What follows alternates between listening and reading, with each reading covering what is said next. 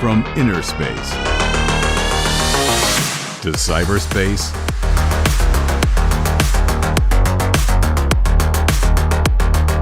to outer space. If we can do all of this, just imagine what we're doing in our own backyard. I never thought that I would be here today enjoying a project of this sort, of this type. As an alumni, that probably means the most, that we're the first to build a building of this type on my campus.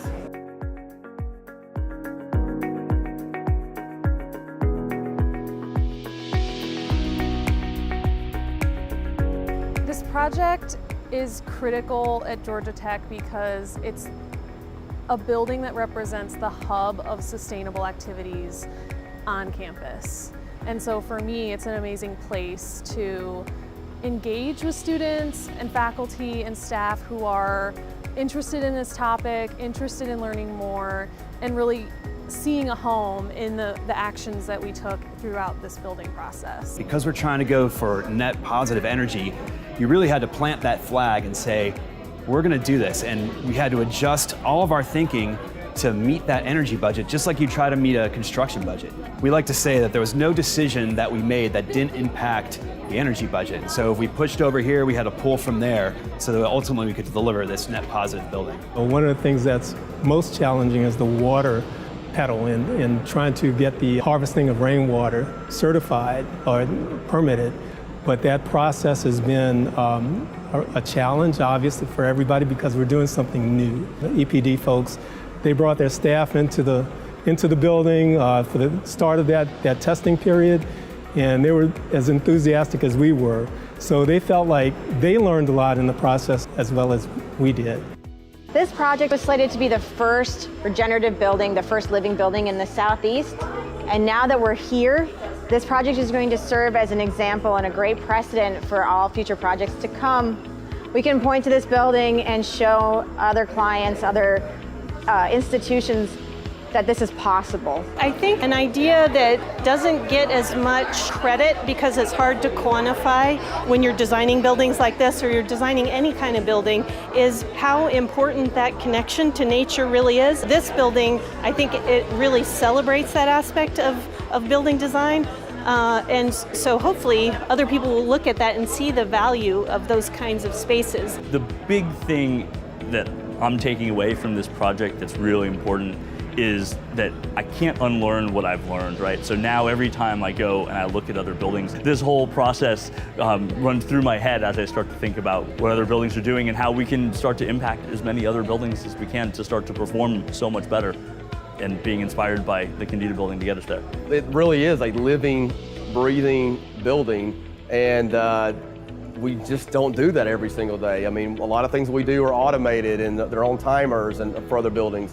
But this building actually thinks for itself and reacts to the environment.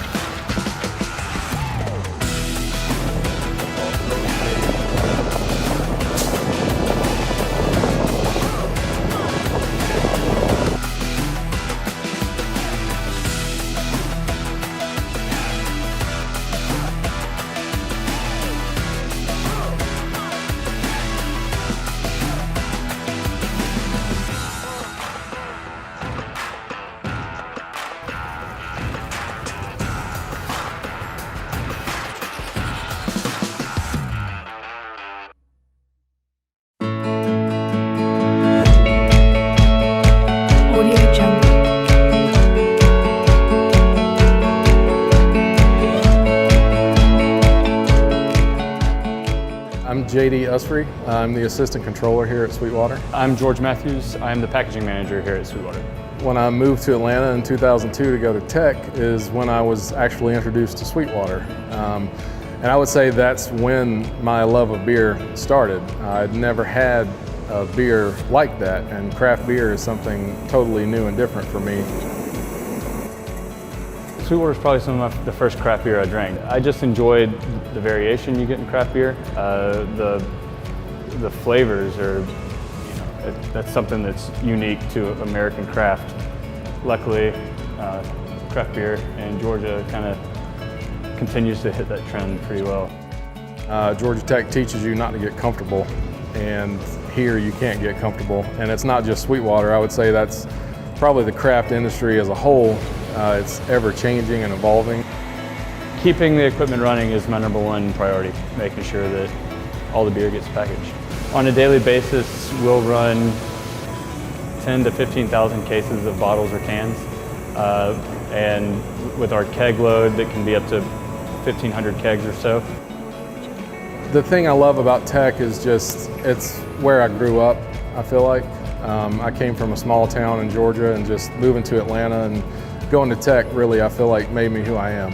Georgia Tech focuses, at least from my experience, heavily on concepts and being able to apply them in whatever situation you're in. And so I've found that that's been the most helpful aspect of my education, was having a good foundation and being able to take that and apply it to whatever situation I find myself in the real world.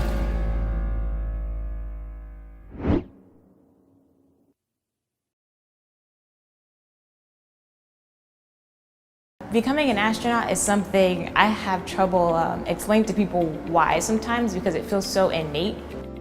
Getting a PhD, I think, would really be, I guess, inspiring for the next generation, just because I don't see many people look like me who have PhDs. And I think that, it'd be a great thing to show other young girls who are interested in STEM that, the sky's not even the limit. I'm a first-year PhD student here in the Aerospace Engineering Department, and I work in the high-power electric propulsion lab. My goal is to utilize and optimize electric propulsion so that it could be used for a variety of applications, and the one most important to me is for deep space exploration. Georgia Tech has been absolutely challenging in different ways, but the way I can already feel myself growing is pretty incredible, and I'm really happy that I'm here. So my freshman year, I was just super into getting an internship. I applied to more than 50 different applications for NASA on USA Jobs. So the NASA Pathways program is an opportunity for students to become federal civil servants and swear in like a true NASA employee. If they complete the program, they're pretty much guaranteed a job in the federal government through NASA. And so far I've worked in electric propulsion and systems engineering. I think that's one of the best privileges, actually, to work with NASA and be a student, because I get to take a class and then go work there and get to see the stuff that I'm learning in class pretty much in real life. Motivating the next generation is more important. It's paramount in what I do, because I'm not pursuing this career and pursuing space exploration just for myself. The goal is to continue to help evolve humanity, and that's going to require passing down knowledge, getting people inspired, as they're brought up through each generation, so they can continue the legacy. It's my #1 goal, to inspire others, and I hope that I'm accomplishing that. If you want to change the world, you're at Georgia Tech. You can do that.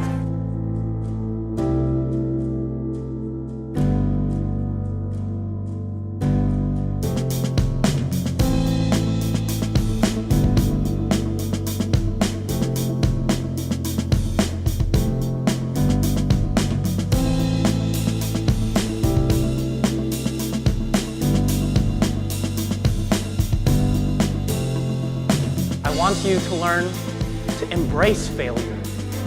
You just got to learn to brush it off and bounce back. And an ounce of that amounts to a comeback.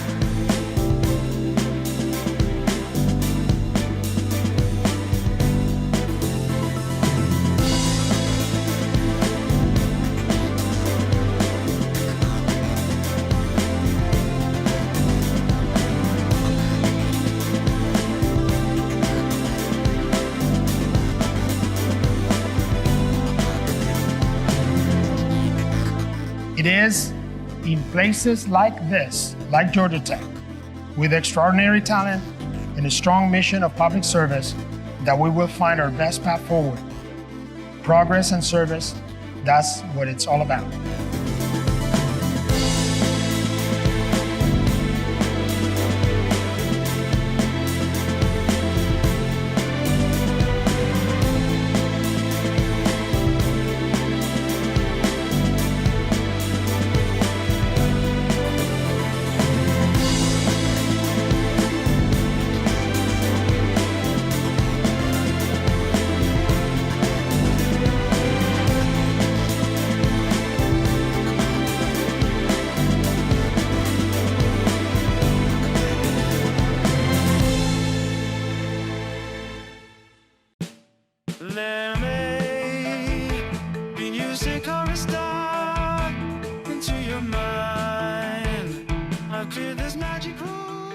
Shimon has been reborn as a singer-songwriter, and now we collaborate between humans and robots to make songs together. I can give it a theme, he can write the lyrics, he can suggest melodies for me, I can compose the melodies into a song, and then together with a bunch of other humans we can perform it while he's singing. We are training the robot using machine learning over data sets of lyrics, and it happens to be that these data sets are based on genre. And then whatever the lyrics are from this genre, it learns the correlation and the features and the connections between the lyrics and come up based on prime words. I give it a prime word, for example, space and time. It will go into this data set and generate new lyrics, sometimes just by itself, sometimes it fits to my melody, all kinds of different combinations.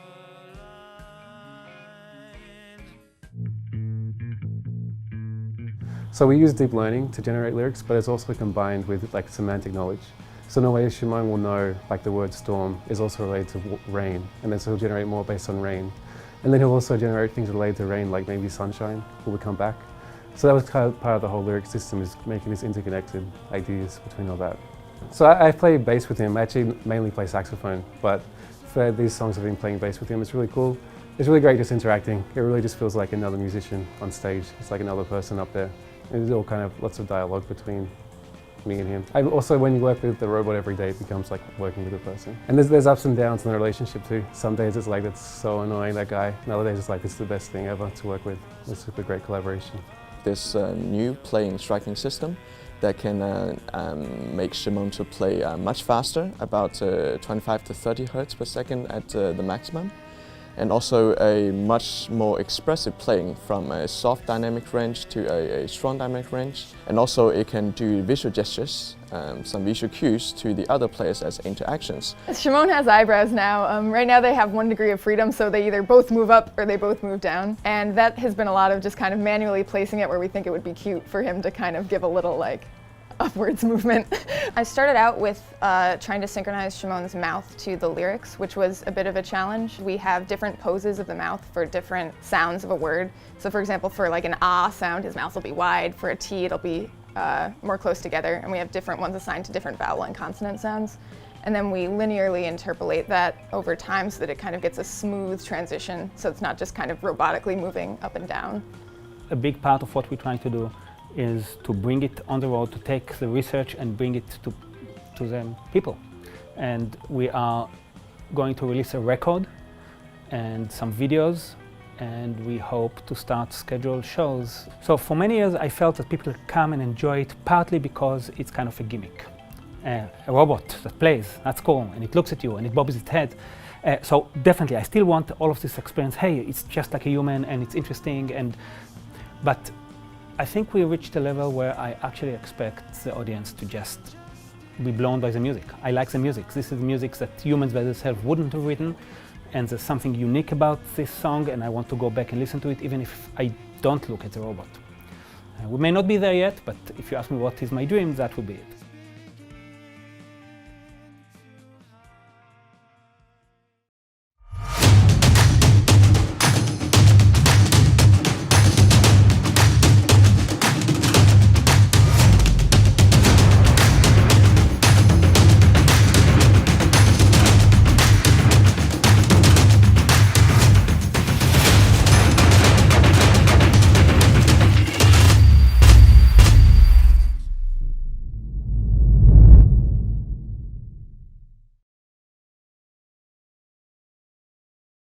You know, with like Tinder or eHarmony, those other platforms, you have all these choices. And sometimes that makes it really hard to choose. I'm an indecisive person. If you give me 100 people, like how am I gonna choose? I feel like when you narrow it down to one person, it makes it a little bit easier because we've done all the choosing for you and we've decided for you what you need. You know, you're putting yourself out there on all these dating apps. Whereas here, all you do is fill out a Google form, and it's kind of pseudo-anonymous. You could put down your social media handle if you wanted to, or you could wait and see who your match is first. The first maybe like 5 or 6 questions are demographic. So we look at things like gender, sexual orientation, college major. The rest of it is just kind of looking at students' values. So, you know, activities that they enjoy, beliefs that they hold, just kind of like some personality traits. We take your respondents and then generate like a ranking of all the other people. And then from there, we just try to match you with the highest person on that list. I mean, looking back at like some of the matches now, you know, some people, like the people who I know, were matched with people they would never talk to. Because, you know, in any college, you kind of get into your little subgroup of, you know, your college, your people who you end up taking classes with, and you really only get to know them. But like, there's tons of people here. I think we like posted our survey on Reddit and a lot of people commented like, this is so Georgia Tech, or like, yeah, of course, like a CS major would do this. I think it fits our school in a way because, you know, people they're interested in the whole dating aspect because it is a little bit harder to date here.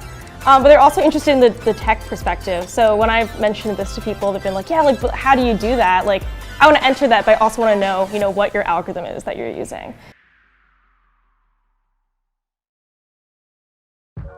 So the barrel room is going to keep coming all the way out to here. And then this is our production space. It's going to be pretty small. It's like 826 square feet.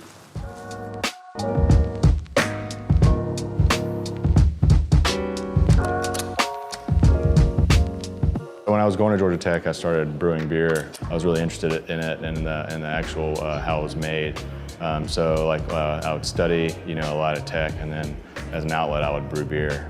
Basically, it became a huge passion of mine. It's just like a huge engineering problem, actually. I started getting into doing control systems for my homebrew system, then like getting into like water chemistry behind beer and biology. Basically, a blend of all these fields that you can focus on any which one you want or all of them. As an engineer, that's like kind of a fun problem to solve. Since we opened in July, the neighborhood's been amazing. We've had a lot of support. I think we're doing way better than we ever expected. We see a lot of foot traffic. People seem to really like beer, and they seem to like Summerhill quite a bit. It's just a beautiful neighborhood, and it's just so great to see it flourish. We really want our customers to come in here so we can tell the story of the beer and have that experience, whereas you don't really get that when you take it home. We had a bunch of friends from Georgia Tech kind of help us with like bouncing ideas off of them to hone in our vision and try to also integrate a lot of the tech components in the front, like the TV wall and our menus that look like Linux terminals. So it's been great. My partner Joran and I have been brewing for a long time, so we kind of bring both of our ideas together. We basically try to meld bars from around Joran's hometown and bring it here to Atlanta to have this like European vibe.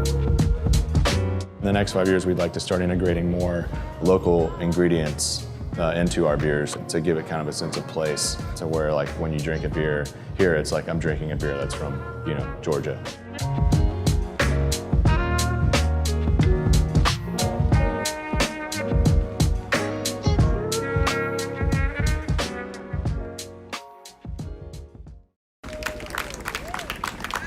Georgia Tech recognized 4 men whose courage and dedication changed the landscape of campus. Ralph A. Long Jr., Lawrence Williams, Ford C. Green, and Ronald Yancey were honored with the dedication of the 3 pioneers and the first graduate statue in Harrison Square. The events on campus began with the 11th Annual Diversity Symposium at the Global Learning Center.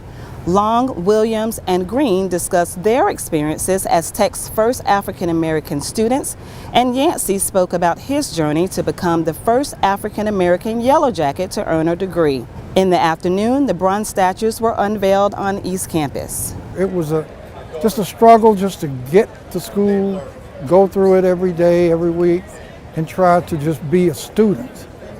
And it was very difficult back in those days. I didn't have study partners. I lived in another part of town where nobody but me was matriculating at Georgia Tech. So the libraries near me were useless really. So all my resources were here on campus. But I actually had to let somebody know when I could be here. I couldn't just come on campus anytime. We thought it was important, given the national context and the climate around issues of race and inclusion in our country, we thought it was important for Georgia Tech to take stock as to where we are with the progress that we've been making on racial diversity for the last 58 years.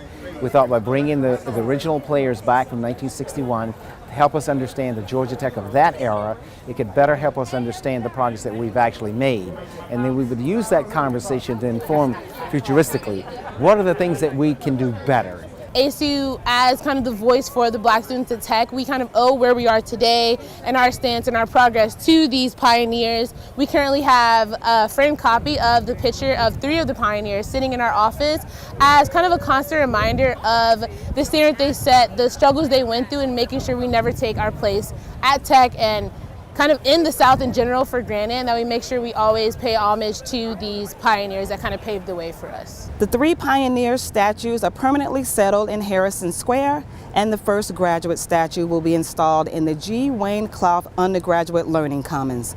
Learn more about these trailblazing Yellow Jackets at news.gotech.edu. My mom one day just decided that she was going to apply to the lottery system in Nigeria. And what that means is that if a family wins the lottery, they're actually given visas to move to the United States. So she had just done it out of whim and they ended up winning. So when I was around 5 years old, we all moved to Chicago and we started a new life there. I was speaking with my teacher at the time and she was telling me that maybe you should consider engineering. So we had done some research together and I think it was #1 and 2 schools that came up were Georgia Tech and MIT. So I applied to both of them and I got into Tech. So I ended up coming here. These past 4 years have been actually phenomenal. So I worked with Dr. Corey Wilson and I worked in his lab for about 2.5 years where we got to work on protein engineering. It was nice to actually see things that I read about in class, in my biotech classes, actually be done in real life. So that was really interesting. I've had some really phenomenal professors at Georgia Tech and they've just made my learning experience unbelievable. I would definitely say the Georgia Tech name goes a long way. There are 100,000 living alumni at Georgia Tech graduates. Okay, wow. But how we got to that number will be with you crossing the stage. Really? I'm the 100,000th person? Esther Ademo. You are the 100,000th living Georgia Tech engineering alumnus. Wow, whoa, that's exciting. That's very crazy. I would say despite all the rigor and like everything that I got out of my education, it's something that I'm really proud of, that I was able to stay here and I was able to make it through all 4. Each and every single graduate is going to go on and do incredible things in this world because not only are they just so intelligent and really personable, but you have people who actually care about each other and they care about the work that they do. So I think that's just something really incredible. It's not something you see everywhere you go.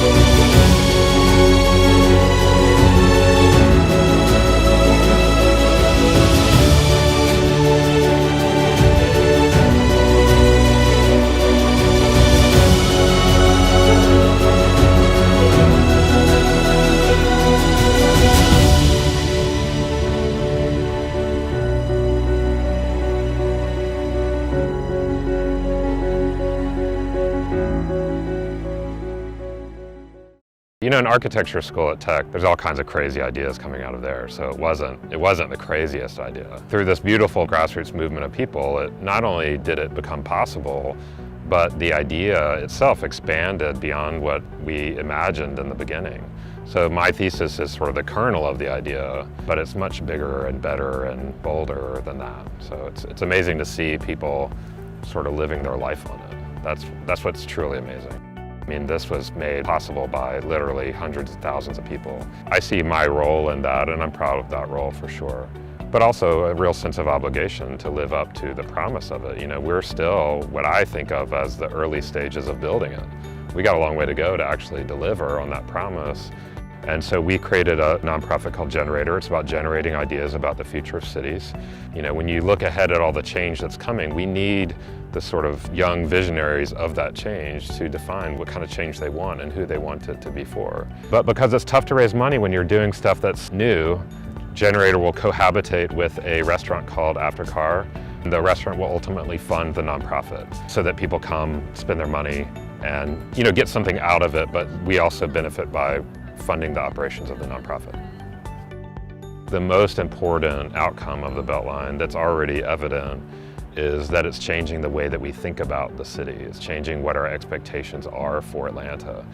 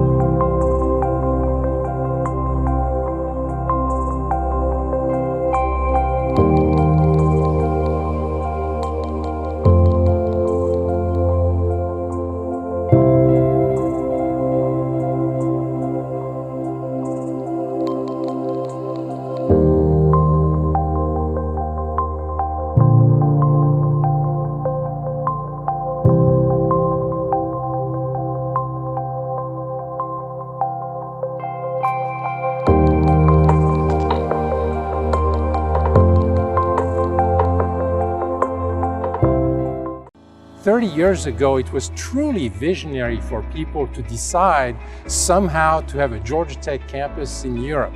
And today that campus is a reality and it's widely recognized as success stories. They had this crazy idea in 1990, which was, let's create an antenna of Georgia Tech in Met. It has really become an example of global engagement and all the value that is created when universities establish centers and strong relationships in other countries. So we are working on the same model that Georgia Tech, Atlanta, so we created an ecosystem between these three pillars, the same that what we have here in Atlanta, and now we have this interaction between the two continents, Europe and the United States. So it's really unique in terms of model. We are like a small Georgia Tech campus in the middle of Europe. Georgia Tech Lorraine offers 3 main activities. You can have a great diploma here, you can do high-level research, and then you can start your career in Georgia Tech. So it's the place to be, I think. When I come into work every day, there's so many possibilities. If we imagine something, then we can do it. We're really not held back in terms of resources. We have everything we need here to do anything. We have also, through Lafayette, contracts and partnership with startups, with middle-sized companies, and also big companies all over the world. Our corporate partnerships are nurtured every day by the alumni that work in those corporations. The prestige level of Georgia Tech continues to grow. These last 30 years have been only the warm-up.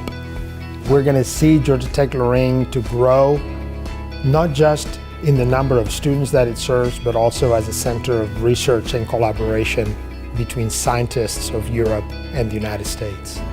You will not get this experience anywhere else. You don't get the ability to take your classes in English while also staying in a foreign country where they speak a whole other language. It's unparalleled in terms of being able to study abroad and still take major classes that are really helping towards graduation because it is a Georgia Tech campus with Georgia Tech professors. We've demonstrated that we can be successful. Now it's time to scale them in a way that we have a scale on our campus here in Atlanta. So the future is really bright for Georgia Tech Lorraine.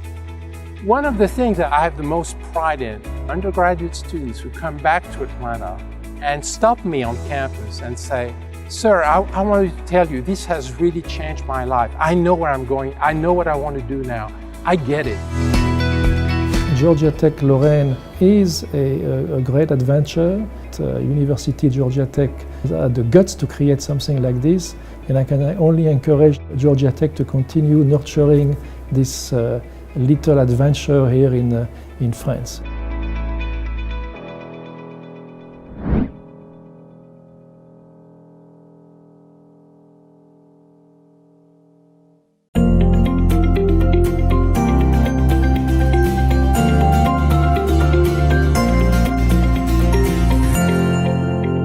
Susan, we started the same day. It's been, I think, 5.5 months. Yes. Hey, and we're still here. We're still here. Yeah, it was days, weeks, and now months we're into. So we're going to have an anniversary celebration. We definitely need to do that. Yeah. So I'm curious about your first few months and what your thoughts are. What have you found, both in the College of Science, but also at Georgia Tech? Well, you know, I think my second day on the job, your second day on the job, I think was one of my best days, which is a great way to start because that was when we had the Diversity Symposium. It was awesome to have the unveiling of the Trailblazers statue, and I feel as though by my second day I had really gained an appreciation for the deep history of Georgia Tech. It's interesting because if I had to choose my own highlights, I would also choose that second day on the job. I agree with you to hear the personal stories of the first Black students at Georgia Tech and to realize that we are so close generationally from a time where women were not admitted into tech, where people of color were not admitted into tech, to hear what life was like, but also to somehow rejoice in the progress that has been made and reflect on what else remains to be done. But that's why I've always really been interested in mentoring programs for women. And now one of the reasons I came to Tech is because I'm really interested in focusing now on the recruitment and retention of underrepresented minorities. I'm also interested in bringing disciplines together, diversity of disciplines. And one of the things that is very intriguing to me because my own career has also been multidisciplinary, but I've seen how you start as a chemist and then really when I look at your work to understand the structure and the function of our oceans, you need to bring in math to build models, you need to understand physics and chemistry, and the role of biology, and somehow you have managed to create your own training, but it's not always easy, right? It's not always easy, and it's not always a linear path. So I got my undergraduate degree in chemical engineering. And when I was in graduate school in chemical engineering, I was studying fluid flow through a pipe. And studying fluid flow through a pipe means you're studying what's called fluid dynamics, and it is math and physics, and depending on what's in the pipe, it involves chemistry. But when I was out in Seattle, I discovered that instead of studying flow through a pipe, I could study flow in the ocean. One of the ideas that has been really very strong from the beginning is this notion that a place like Georgia Tech ought to really strive to solve some of the most complex problems that we deal with. When we talk about facing the 21st century challenges, in particular, the challenges with climate change, I always say it's an all hands on deck problem. And I think a place like Georgia Tech, we really have many of the elements, that are needed for us to think, carefully and creatively about how we can start providing some of the solutions. What's been in these 5.5 months, any surprises for you? Honestly, every week I have a surprise at Georgia Tech. Every week I find a new project, a new initiative that really blows me away. This building where we're taking this awesome. is one of them. It's a symbol, I think, for us moving into the 21st century and our concerns about the environment and the energy. Yeah. I think in a way, everything we do on a campus, we need to try to think of not just, we need a building to teach classes. How do you make that building an example of something bigger so that everybody who uses that facility can be thinking of the world differently? But I think this is what we can think about in our strategic plan as well, right? Because if we call out that we want to use technology for the social good and to meet the challenges, then we model it here on the campus. Well, it's been fabulous to get to work with you and get to know you over the last 5 months and 14 days. Something like that. And really look forward to many more. Same here. And we'll keep that 1 year anniversary. We'll have a celebration. Absolutely. All right. Thank you so much. Nice Thank to talk you, to Susan. you.